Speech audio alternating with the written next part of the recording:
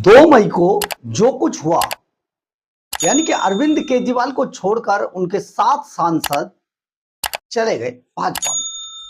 अब ये भाजपा में चले गए तो ऑपरेशन लोटस हो गया। लोटस हो जाने के बाद आप ये सोचिए, जिस सांसद पर सबसे ज्यादा सवाल उठ रहे थे वो थे संदीप पाठक, क्योंकि संदीप पाठक को देखकर या उनकी पूरी जो बॉडी लैंग्वेज थी या पूरा उनका जो कैरेक्टर था उसे देखकर नहीं लगता था कि संदीप पाठक अरविंद केजरीवाल को कभी छोड़ पाएंगे। और शायद यह विश्वास खुद अरविंद केजरीवाल को भी नहीं था कि संदीप पाठक जैसा व्यक्ति छोड़ जाएगा। और सबसे बड़ा गुमान यह था कि जिसको हमने बनाया वो हमें छोड़ के चला गया। अरे भाई, तुम्हें क्या बनाया? उसने भी तो अपना इतना समय तुम्हें दिया, तुम्हारी पार्टी को संगठित किया, इतना कुछ किया तुम्हारे लिए। तुम कभी उसे अपनी पार्टी का चाणक्य कहते थे, तो आप अगर उसको परेशान करोगे तो छोड़ेगा ही। तो जब ये अरविंद केजरीवाल को छोड़कर संदीप पाठक चले गए, तो सबसे बड़ा जो केजरीवाल ने एक छक्का मारने की कोशिश की वो ये थी कि अचानक संदीप पाठक के खिलाफ ये फैला दिया गया। मैं पूरी जिम्मेदारी से ये बात कह रहा हूं, क्योंकि अभी तक 2 सप्ताह से अधिक का समय हो गया है, अभी तक इस बात का पता नहीं चल पाया है कि संदीप पाठक के खिलाफ जो 2 एफआईआर दर्ज की गई थी, क्या वो असली थी या सिर्फ एक हवाई गुब्बारा था। जी हां, ये बात मैं बड़ी जिम्मेदारी से कह रहा हूं, और किस लिए कह रहा हूं ये भी मैं आपको आगे बताऊंगा। आप जरा सोचिए, संदीप पाठक की वो तस्वीर जरा सोचिए, जब वो पिछले गेट से अपने बंगले के से निकलकर भागते हुए देखे गए थे। तो जब वो भागते हुए देखे गए तो इसके बाद बड़े बड़े सवाल उठे, परंतु कहीं पर भी पंजाब में कोई भी पत्रकार लाख कोशिशों करने के बाद जो खोदते रहे, उन्हें भी इस बात का कहीं सोर्स नहीं मिला, कोई थाना नहीं मिला कि कहां पर ये 2 एफआईआर संदीप पाठक के खिलाफ दर्ज की गई। संदीप पाठक ने काफी इंतजार किया और अब संदीप पाठक कोर्ट पहुंच गए। क्या है पूरा मामला, आपको बताते हैं। नमस्कार, मैं हूं कुमार गजेंद्र, जनपद ऑन द स्पॉट में आपका स्वागत है। हमारे एक दूसरे social media platform podcast with Kumar Gajendra में भी आपका स्वागत है, जहां आप हमें सुन सकते हैं। आप सोचिए, 2 सप्ताह से अधिक का समय हो गया। संदीप पाठक क्योंकि काफी शरीफ आदमी थे तो बेचारे डर गए। आईआईटी में प्रोफेसर थे, वो डर गए। अब डरने के बाद वो करे तो क्या करे, इस बात का पता ही कहीं नहीं चल रहा था। और उनके घर तो पुलिस भी पहुंच गई, ये भी खबर फैल गई। संदीप पाठक को भागना पड़ा। लेकिन पूरा मामला असल में क्या था? ये पूरा मामला अरविंद केजरीवाल की वो साजिश का नतीजा था, जिसमें कि केजरीवाल ने कुछ नहीं किया, भगवंत मान ने कुछ नहीं किया। बस भगवंत मान ने अपने कुछ चंपू पत्रकार बुलाए और उनके सामने सिर्फ ये खबर लीक करवा दी कि भाई देखिए, संदीप पाठक को किसी भी वक्त गिरफ्तार करने पुलिस पहुंच चुकी है और उनके खिलाफ 2 एफआईआर दर्ज की गई है। एक एफआईआर दर्ज की गई है रिश्वत मांगने की, भ्रष्टाचार की, और एक एफआईआर है महिला के शोषण की। संदीप पाठक जब ये खबर फैली, और इस खबर को ये वो वाले चंपू पत्रकार थे जो अभी बसों में भर के भी पहुंचे हुए थे, दिल्ली घूमने आते हैं भगवंत मान के साथ साथ बस में भर के। खैर, हमें इससे मतलब नहीं है, हम आपको यह खबर बता रहे हैं कि देखिए कितनी खबर झूठी थी और इस खबर को किस तरीके से फैलाया गया, लोगों तक पहुंचाया गया ताकि इसमें हड़कंप मचे। जैसे ही खबर ब्रेक हुई, वैसे ही कुछ पुलिस पंजाब की वहां पहुंची और पहुंच से ही संदीप पाठक पिछले गेट से भागे। खैर, बाद में दिल्ली पुलिस ने घेरा बना लिया वहां पर, लेकिन संदीप पाठक अभी तक इस सदमे में है कि आखिर उनके साथ हुआ क्या, किस महिला ने बयान दिया। भाई, शरीफ आदमी तो डरेगा ही ना, उसे समझ ही नहीं आएगा भाई मेरे खिलाफ किस महिला ने बयान दे दिया, मैंने किससे भ्रष्टाचार कर लिया। अब अरविंद केजरीवाल ने ये पूरा एक लच्छा फेंका था, एक गुब्बारा फुलाया था, वो फट चुका है। अब हुआ क्या है कि संदीप पाठक कोर्ट पहुंच गए इस बात को लेकर। खैर, ये मेंबर ऑफ पार्लियामेंट संदीप पाठक के खिलाफ 2 एफआईआर दर्ज हुई, कहां हुई, कैसे हुई, कौन सा थाना, कोई अभी तक पता नहीं चल पाया है।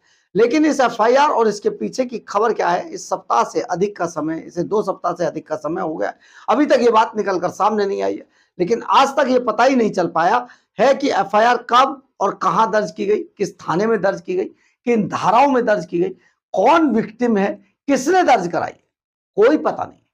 कौन से थाने की पुलिस है, क्या है, विजिलेंस है, क्या है, कुछ नहीं पता चला। आप सोचिए जरा, जब ये हाल एक सांसद का है, आप इस बात का अंदाजा लगाइए। आम आदमी पार्टी की सरकार जहां पर है, एक ही जगह है, बस आखिरी समय चल रहा है उसका, तो जहां पर भी है अरविंद केजरीवाल की सरकार, वहां पर किस तरीके से कानून की धज्जियां उड़ाई जाती है। एक राज्यसभा का सांसद पूछ रहा है कि भाई बता दो तो मेरे खिलाफ क्या है, लेकिन कोई बताने को तैयार नहीं, क्योंकि है ही नहीं, तो झूठी खबर फैला दी गई।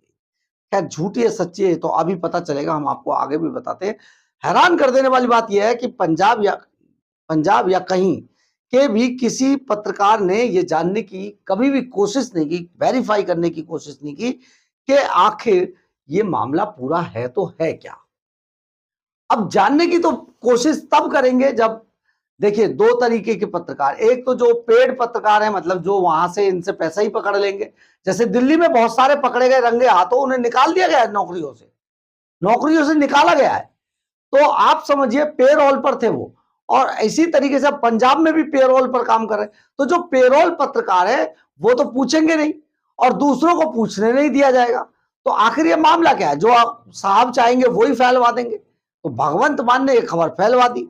अब फैलने के बाद ये खबर ये तेजी से ब्रेक हुई और इस पर पूरी दहशत फैल गई, संदीप पाठक डर गए। अब ये पंजाब सरकार जो पेड चंपुओं को खबर प्लांट कराई थी और वो फर्जी तरीके से, उसका पूरा का पूरा मामला था। लेकिन आप जरा सोचिए कि उस पूरे मामले में अब एक नया मोड़ आ गया है, और नया मोड़ यह है कि संदीप पाठक अब पंजाब हरियाणा हाईकोर्ट पहुंच गए, और पंजाब हरियाणा हाईकोर्ट में पहुंचकर संदीप पाठक ये अपील की है, इन्होंने एप्लीकेशन फाइल की है। एक तो उन्होंने एंटीसिपेटरी बेल मांगी है, दूसरा ये एप्लीकेशन लगाई है कि आप मुझे ये बताया जाए कि मेरे खिलाफ कहां पर, किस थाने में कौन सी एफआईआर दर्ज की गई है, किन धाराओं में दर्ज की गई है, क्या आरोप है मुझ पर, और कौन सी पुलिस है, इस सब की जानकारी दी जाए। साथ ही मुझे यह भी बताया जाए कि आखिर ये जो एफआईआर दर्ज हुई है उसकी कॉपी मुझे दी जाए। ये मांग की है संदीप पाठक ने पंजाब हरियाणा हाईकोर्ट में एप्लीकेशन लगाकर। अब संदीप पाठक भी कोर्ट पहुंच चुके हैं और कोर्ट में ये गुहार लगा रहे हैं। उन्होंने एप्लीकेशन लगा रखकर पूछा है कि सरकार बताए कि उनके खिलाफ 2 केस कहां दर्ज किए गए हैं और उसमें कौन कौन सी धाराएं लगाई गई हैं, इनकी बाकायदा कॉपी भी उन्हें दी जाए, ये भी डिमांड की है। लेकिन आने वाले दिन बताएंगे कहां है, क्या है, मामला क्या है। लेकिन सबसे बड़ी बात यह है कि क्या फिर सवाल यही खड़ा होता है, 2 सप्ताह के अंदर एक राज्यसभा के सांसद को यह नहीं बताया जाना कि भैया तुम्हारे खिलाफ एफआईआर दर्ज हुई है, कौन विक्टिम है, किसने कराई है, क्या है, ये तक नहीं पता चलना, या कौन सी एफआईआर दर्ज की गई ये भी पता नहीं चल पाना। आप सोचिए सरकार एक आम नागरिक जो वहां पर होंगे पंजाब के, उनके साथ क्या हाल करती हो।